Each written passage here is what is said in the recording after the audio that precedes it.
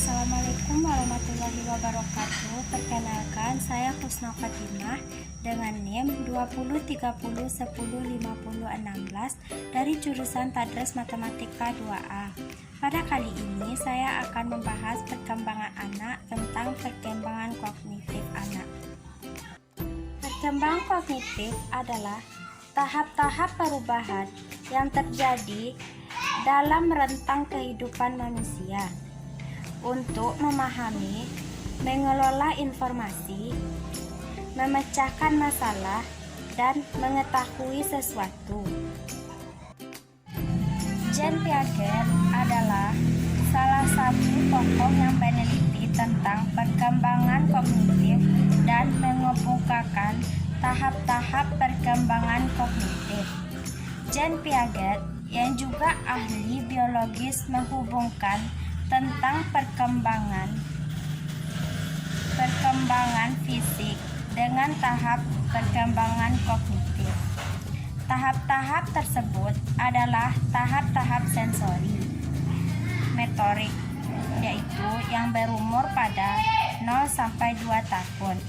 Yang kedua, tahap praoperasional yang berumur 2 sampai 7 tahun. Yang ketiga, operasional konkret yang berumur 7 sampai 11 tahun. Dan yang terakhir, operasional formal, yaitu yang berumur 11 sampai 15 tahun. Dalam memahami dunia secara aktif, anak menggunakan skema asimilasi, akomodasi, organisasi, dan ekuilibrasi.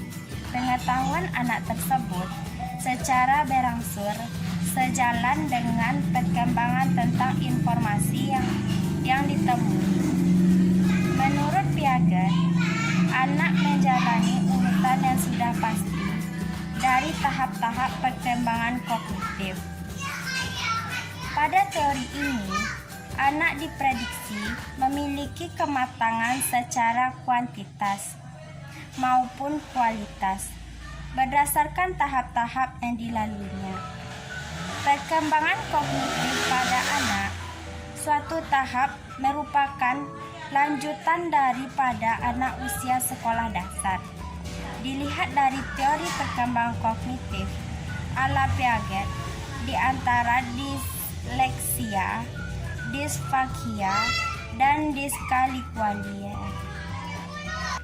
Kognitif dimengerti sebagai kemampuan anak untuk berpikir lebih kompleks, serta kemampuan melakukan penalaran dan pemecahan masalah. Kemampuan kognitif yang berkembang akan memudahkan anak di dalam menguasai pengetahuan umum lainnya, sehingga ia dapat menjalankan fungsinya dalam interaksi bermasyarakat secara luas. Proses pengenalan lingkungan tersebut dilakukan dengan metode menggunakan alat indera, yakni mata untuk melihat, telinga untuk mendengar, lidah untuk mengecap, hidung untuk membau, dan kulit untuk meraba.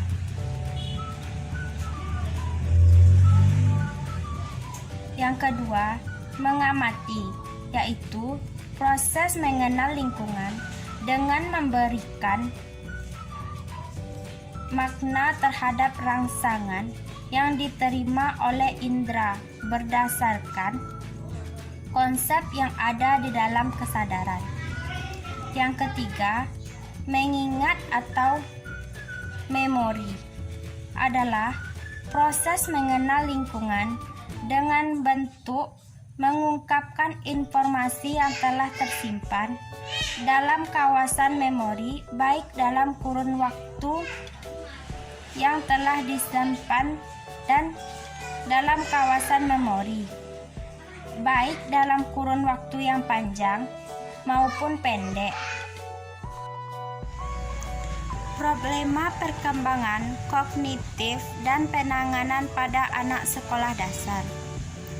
Pengetahuan tentang perkembangan manusia sangat penting diketahui, memahami sebagai pedoman, dan memahami kebutuhan dan karakter seseorang.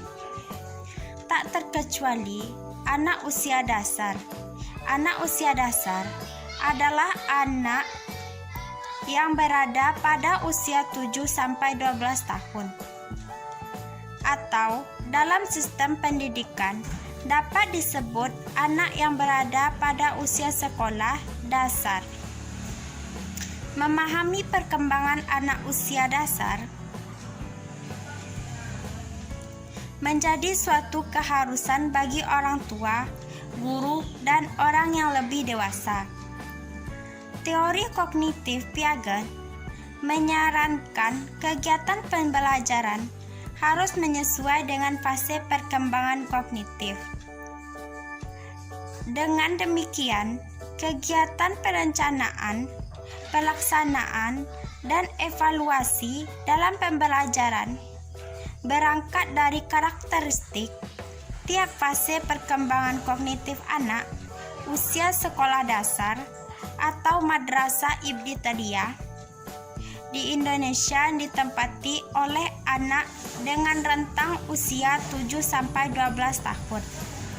Merupakan anak yang berada pada tahap perkembangan kognitif, operasional konkret, mengacu kepada klasifikasi usia manusia berdasarkan tingkat kematangan kognitif. Pada fase atau tahap ini, anak dapat berpikir sistematis tetapi terbatas pada objek yang dilakukannya. Menurut Piaget, anak pada tahap konkret operasional ini telah mampu menyadari konservasi, yakni kemampuan anak untuk berhubungan dengan sejumlah aspek yang berada secara serentak. Hal ini karena pada masa ini anak telah mengembangkan 3 macam proses yang disebut operasi negasi, responsi, dan identitas. Dengan melihat karakteristik anak SD di atas, dapat kita rumuskan pokok-pokok pikiran dari Piaget dalam pembelajaran, di antaranya yang pertama, pendekatan terpusat kepada anak. Pendekatan pelajaran yang terpusat kepada anak cenderung dapat membuka wawasan dan jalan bagi anak. Hal ini juga dapat membantu anak dalam membangun cara pandang diri terhadap dirinya sendiri dan orang lain. Yang kedua, aktivitas untuk mempelajari sesuatu perlu kesempatan untuk mengadakan tindakan terhadap objek yang dipelajarinya.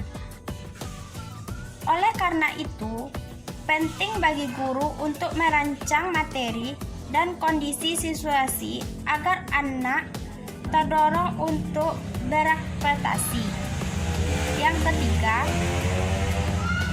secara individual.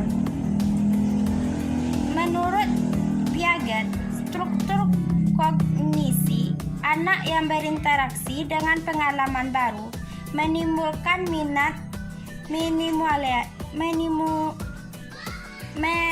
mensimulir perkembangan kognitif pada tahap selanjutnya. Pada kali ini kita akan mengimplementasikan teori perkembangan kognitif menurut Jean Piaget. Itu saya bersama anak yang bernama Reva berumur 8 tahun. Baiklah, saya akan mencobakan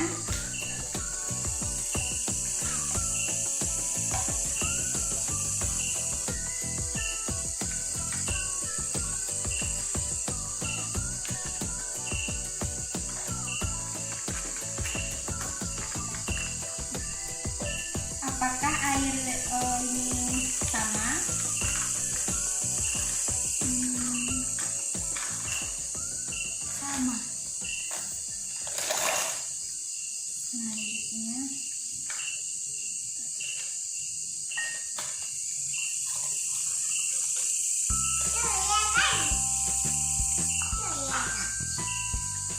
Manakah yang lebih banyak air yang ini?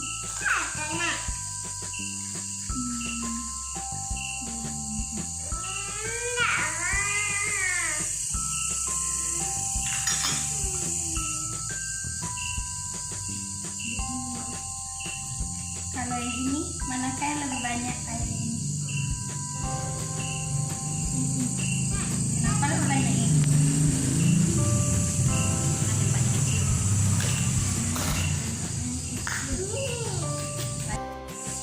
Siapa nama? Dia. Dia mau yang ini apa yang ini? Apa namanya ini? Jadi, kognitif merupakan salah satu aspek yang dinilai dalam pembelajaran. Dua aspek lainnya selain kognitif ialah afektif dan psikomotor. Ketiga aspek ini saling berkaitan dalam membangun pemahaman yang tuntas terhadap suatu konsep. Kognitif secara grafis besar dimaknai sebagai apa yang diketahui dan apa yang dipikirkan. Dengan kata lain, kemampuan kognitif dengan cara kerja simpul-simpul saraf dalam otak sebagai organ yang berfungsi sebagai alat berpikir. Manfaat mengetahui tahapan perkembangan kognitif. Menurut teori kognitif, Piaget bagi guru adalah untuk membimbing guru dan memahami kemampuan kognitif anak disesuaikan dengan tahap kematangan otak dan interaksinya dengan lingkungan, sehingga guru dapat menganalisa kesulitan belajar yang mungkin dialami oleh peserta didik di dalam kelas, sehingga kesulitan yang mungkin muncul di usia SD seperti disleksia, disfagia, dan diskalkulia dapat diperhatikan dan penanganan yang tepat sesuai dengan pemahaman tentang perkembangan kognitif anak. Hal ini juga dapat meredam kemungkinan hasrat guru untuk menuntut semua peserta didik bertaraf kognisi yang sama rata. Karena nyatanya setiap orang memiliki tahapan dan kemampuan perkembangan kognitif yang berbeda, sesuai dengan faktor-faktor yang melatar belakanginya. Hanya sekian video pembahasan saya. Assalamualaikum warahmatullahi wabarakatuh.